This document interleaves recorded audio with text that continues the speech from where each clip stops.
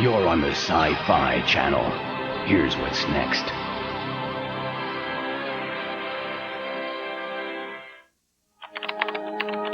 Jack in to the Dominion, the home of science fiction on the web, and let your imagination run wild with Seeing Ear Theater, a listening adventure for your mind.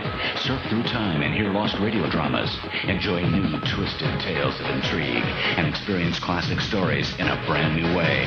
Rattle your senses. Seeing Ear Theater, only on the Dominion. You won't believe where your ears will take you. The Dominion at www.sci-fi.com.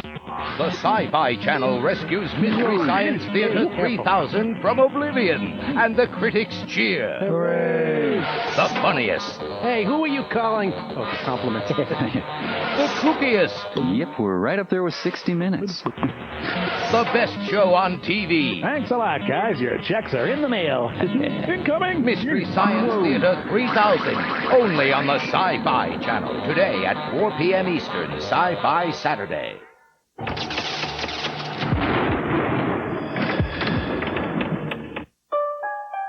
Alternate realities and parallel dimensions have been popular since the beginning of science fiction. Tonight, for your viewing pleasure, the Anti-Gravity Gallery is proud to present alternate realities and crossovers. I'm Nick in the world of the weird. We've got Amalgam, What If from Marvel, and Elseworlds from DC. I'm Jamie. Toto, I don't think we're in LA anymore.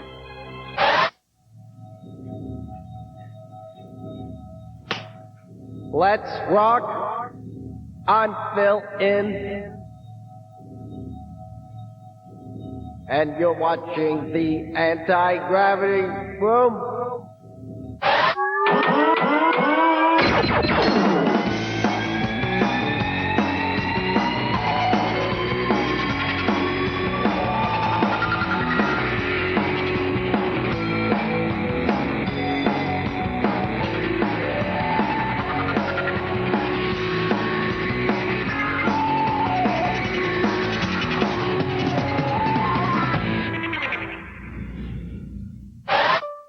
Billy Tucci has a project in the works called the Unitas Project.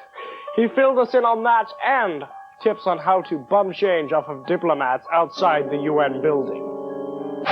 Okay, Billy, this must be your favorite toy store in the city. Oh, yeah. This is the American Dream Machine down in Soho in New York City. Place where they... Well, all your bikes are done. Yes.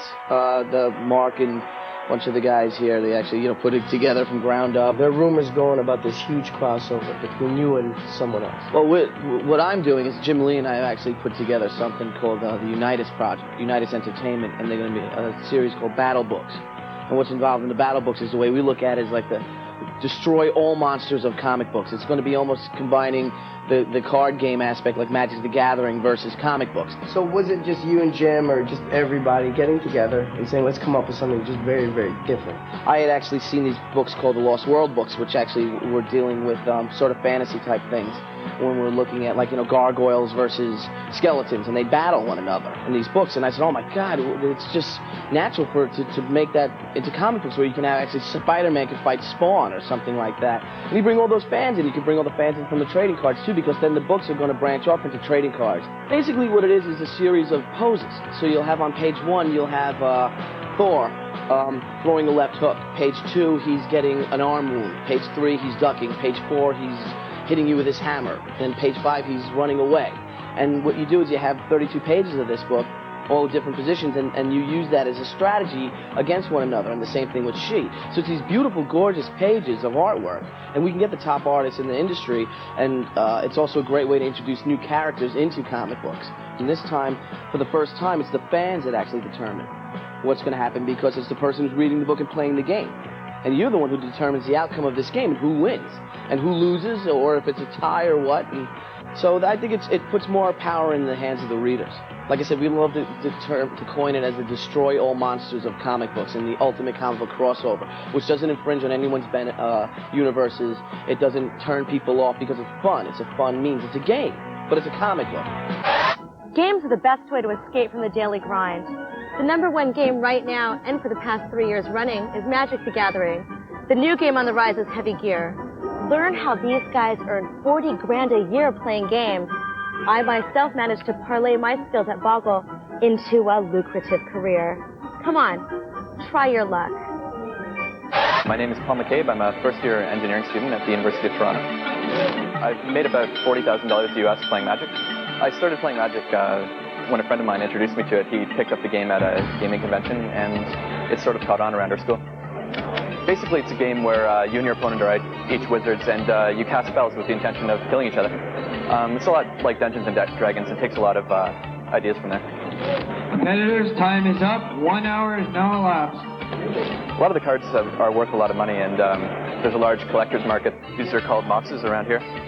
They're worth about $150 each, about. And this is a Black Lotus, which is generally the most valuable card in the game. It's worth maybe $250.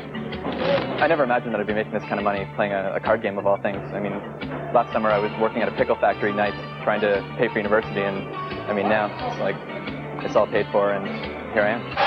Okay, I'm talking to the guys from Heavy Gear. Now introduce yourself to Ken.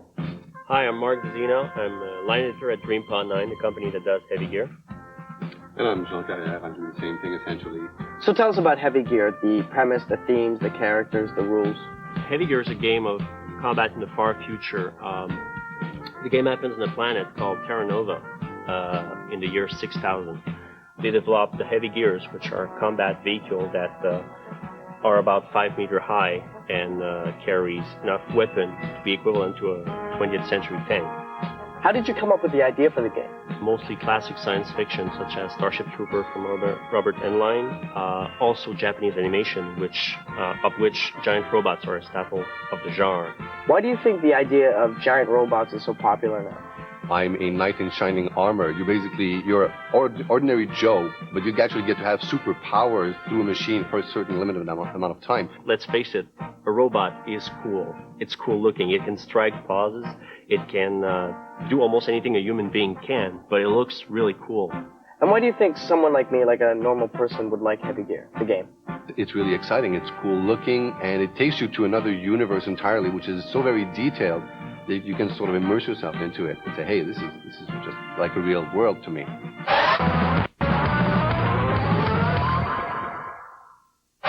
Okay, I'm here at Don Hills, New York City with Moby of Moby. Big band on tour now. So, tell me, are you into comics at all? Like I was saying, I'm into comics when people show them to me, but I don't know if I've ever made much of an effort to go out and buy comics on my own. Once I had my heroes, once I had my dreams, but all of that is changed now. The truth begins again. Do you collect anything at all? No, because I don't know. Living in New York, I've lived in like 9 or 10 different apartments in the last 6 years. And every time you move, you just hate your possessions. Mother taught us patience, the virtues of restraint. Father taught us boundaries, the knowledge we must go. Alright, I noticed you have a lot of influences from Ozzy Osbourne to the Buzzcocks. I mean, can you tell me a little about your influences? Because I just grew up listening to pop radio, where you'd have an Aerosmith record right next to a Donna Summer record, and Mariah Carey next to Metallica, and it makes sense. So why discriminate between any of it? Because it's all just music, and there are a lot more important things in the world to get worked up about than distinctions between music. Okay, you heard it here. Moby, he's the man.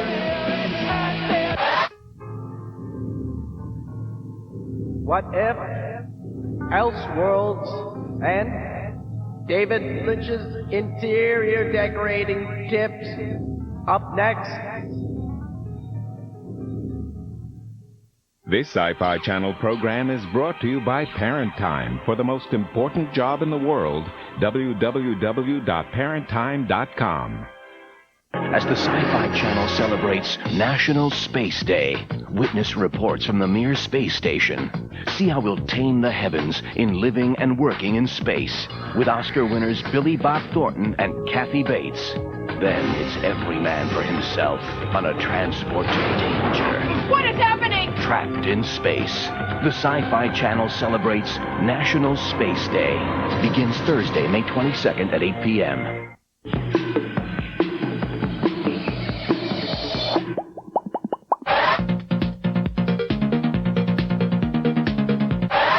Today we're going to be taking a look at a brand new Nintendo 64 game called Pilot Wings. Now, Pilot Wings is basically a flight simulator. Here's the problem with most flight simulators, though. Flight simulators are boring. You fly the plane, then you fly the plane, then you fly the plane. Pilot Wings attempts to be something a little bit different, though. You have 6 characters to choose from, each with different flying skills, so you got to be sure you pick the right person because there are 3 types of flight, okay? There's the hang glider, and basically with the hang glider, you're left to the mercy of the wind. You follow certain thermal currents to take you up, and you get to take pictures of certain landmarks and things like that to get points. Really, the hang glider's boring, so I wasn't a big fan of the hang glider. Now, there's also a rocket belt. Now, the rocket belt is kind of fun, but really, when you're playing it, you realize this thing is hard to control. You get certain points for hitting certain balloons and things like that, and it is hard. And it just makes you give up really easily. The best part of the game is choosing the gyrocopter. The gyrocopter is like this hybrid form of airplane, helicopter. You get points for going through certain rings, you get points for landing properly, you get points for taking off properly, and you get points for going through certain rings, and the best of all, you get missile launchers. Now, the graphics are great, the sound is really, really good. You get 4 different islands to choose from: Holiday, Crescent, Ever, Frost Island, as well as Little States, and in Little States you get to see all these great American landmarks. Now, Pilot Wings, I have to give 4 out of 5, and I take off 1 just because, really, for the Nintendo, so far we've only seen about 2 games, and I can't wait to see what's going to be coming up in terms of flight simulators. For Pilot Wings, I didn't like the first 2 types of flight, but I did like gyrocopter so much that I'll have to give it 4 out of 5. Pilot Wings. Have you ever sat down and thought about your life? You know, for example, what if I'd gone on that job interview? Or what if I'd gone on that date? Or the ever-popular, what if I'd filled the Hindenburg with helium instead of hydrogen? Well, Marvel does the same thing. Check it out. What If is an anthology series here at Marvel. It's a book where we simply ask the question, what if? What if a story turned out differently than what we've read in the Marvel Universe stories that we've seen so far?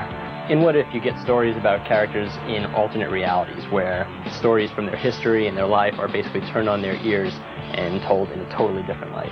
What If began when writers actually had stories in their heads that they weren't able to do in the regular continuity. When you see a printed storyline, you say, well, what if it turned out differently? And so many people had so many ideas, we ended up doing a book called What If. As a writer, What If allows you to really kind of play with some of your favorite toys. Well, I think sales-wise, one of the most successful books was What If starring Wolverine. It was a story that just came out recently that involved Wolverine becoming totally feral, even beyond what's been happening to the character in current continuity. I think the big appeal about a book like What If is that since you can tell alternate reality stories, something that had a sad ending can have a happy ending. One of my all-time favorites was the Arachnomorphosis issue. It was written by Ben Robb and drawn by Ariel Olivetti. Peter Parker doesn't become Spider-Man. He has a son who turns out to be a mutant, and ultimately it's a father-son bonding story. And it was actually an inspiration for the new feel for the book. We've gone with a kind of a Marvel Universe of the dark side, and we now do stories that are very spooky and have a twist ending. There was one What If that did a crossover between our real reality and the Marvel Comics What If reality, where the original Marvel bullpen, Stan Lee, Jack Kirby, Saul Brodsky, and Flo Steinberg became the Fantastic Four. And it was possibly one of the most fun, offbeat stories that Marvel's ever done. What if Anti-Gravity Room interviewed me? Well, I think they... actually, hang on. What did Ben say? There'd be a lot of rambling, a lot of babbling, and it'd be probably pretty embarrassing for me, but I'd be happy to do it. Elseworlds is a series where DC takes an alternate look at some of their more popular characters. Stories like Batman taking on Jack the Ripper, Superman's ship crash landing in Russia, or perhaps the most terrifying of all the worlds, the world where cheese slices are not individually wrapped. What the series is about is taking the idea of a hero and changing its context, putting it in a science fiction world or a historical world. First, Elseworlds was gotten by Gaslight. It wasn't created as an Elseworlds, but it seemed like such a good idea that we decided to take the basic idea of Gotham by Gaslight, one of our heroes in a different time and place, and make a series of it. With regard to Elseworlds, the only rule is it can't be too close to our present continuity. We would not want an Elseworld story that was based on Bruce Wayne never meeting Alfred, for example. That's our Bruce Wayne, that's our Gotham City, that's our world. If Alfred had lived in Shakespeare's time and had decided to become Batman, that would be a good Elseworlds. Maybe a better one would be that if Shakespeare decided to become Batman in Shakespeare's time, that would be an Elseworlds. Elseworlds are exactly what they say they are. That's not an alternate reality. It is a story about this character if this character had existed in another time and place. This just in. Madman of Steel, the last son of Krypton, meets that guy with the red lightning bolt on his chest in Superman Madman Hullabaloo. Watch for it. Jack in. DC's Mike Carlin and our own Nick Scolar will be chatting online on Friday, May 16th at 6 p.m. Eastern Time. For further information, check out this stuff at the bottom of the screen. A new Dark Avenger is righting wrongs. Dragon Wing takes flight in a post-apocalyptic Chinatown, coming from Caliber. The return of Amalgam, and prove that Mike Carlin not only killed Laura Palmer, but also shot J.R. Wow. Phil, wow.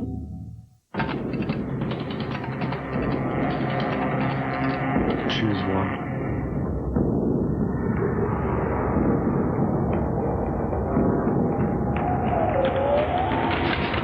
Powerade. Power to working muscles when you need it. I am not done.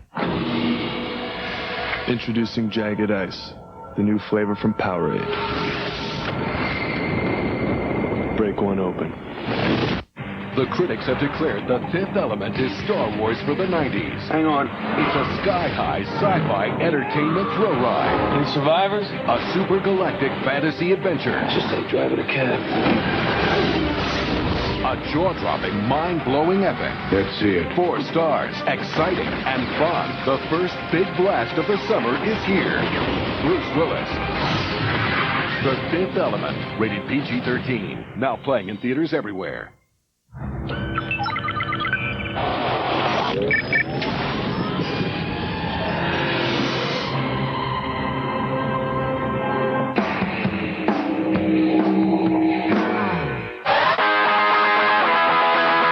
Hey, what's up, fellow pavement eaters? I'm Nick here in the meat market with Comicopia, my weekly chance to pursue my dream as a lounge singer.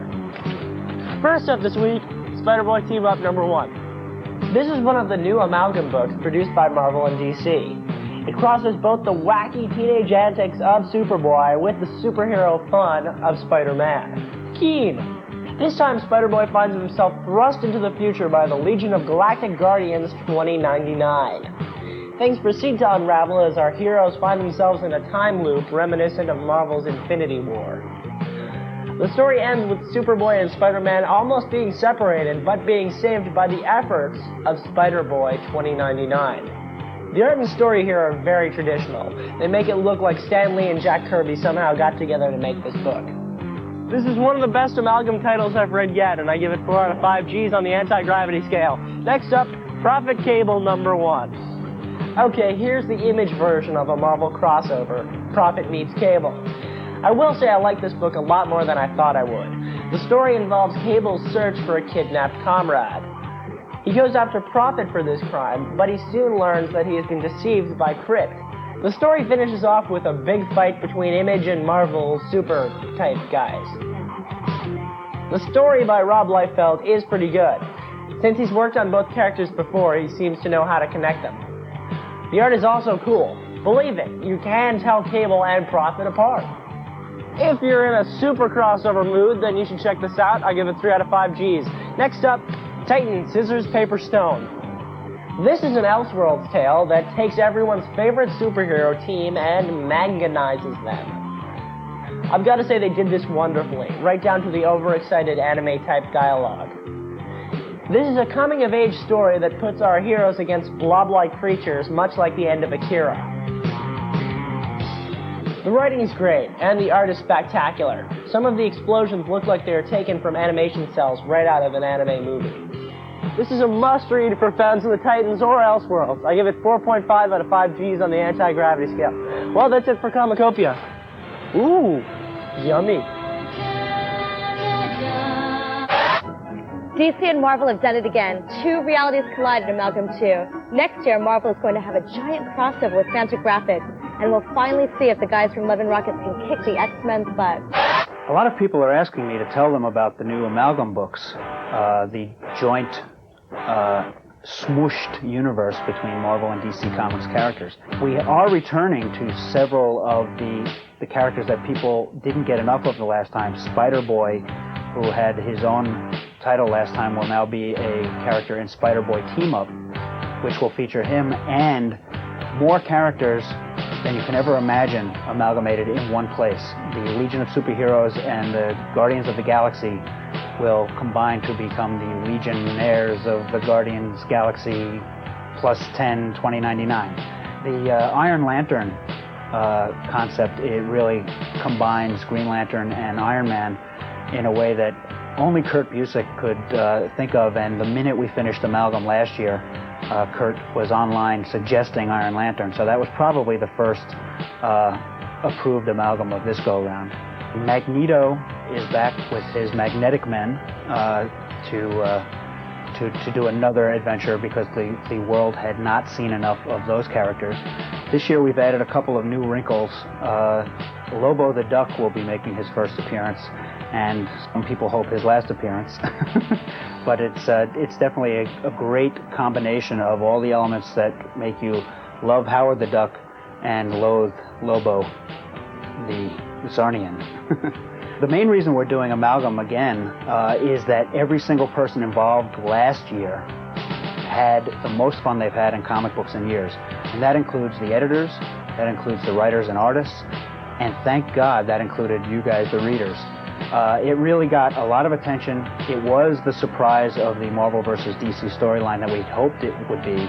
And this year, we're just literally answering everyone's demands for more.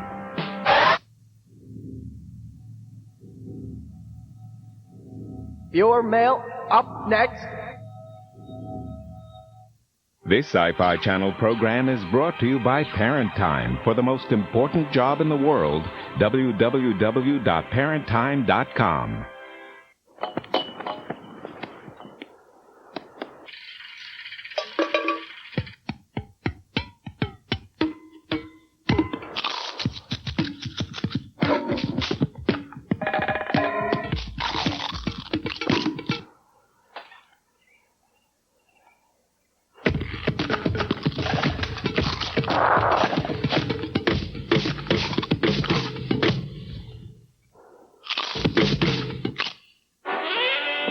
I'm going bowling.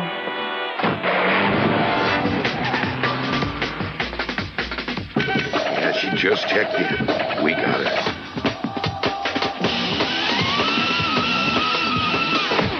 Sharon, you chose this over me? It's not about you, Charlie. It's about fish. She's got a point.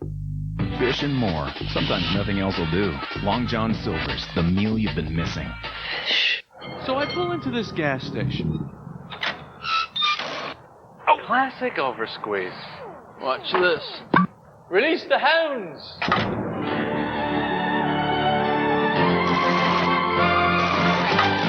Perfect pump. 2037. Even at the gas station, you can do more with the American Express card. It is said that good things come to those who wait. But in business, greater things come to those who refuse to.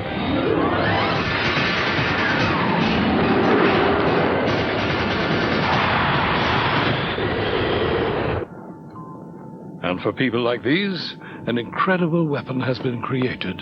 Velo from Philips Magnavox. Windows, email, internet. The power of a computer in the palm of your hand. Every day I try my best to meet the challenges that come with doing the toughest job in the world. That job isn't being president.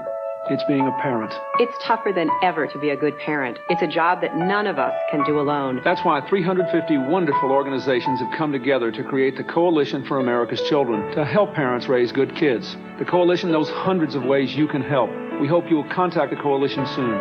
Thank you.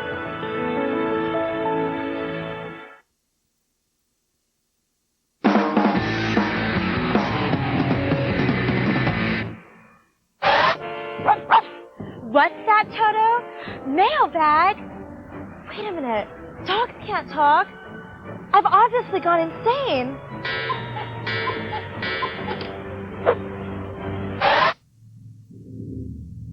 Someone with no name rights?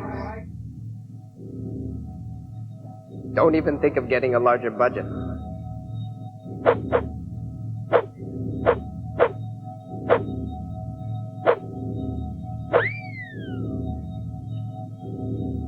I don't think that will be a problem. Jimmy Hoffa writes, thank you for your comments, Jim. You can write to us at the Anti-Gravity Room, care of YTV Canada, Station C, Toronto, Ontario, Canada, M6J 3NY, or email to antigravity@ytv.ca. Don't forget to check out our weekly updates on the World Wide Web at www.antigrav.com. There's no place like LA. There's no place like LA.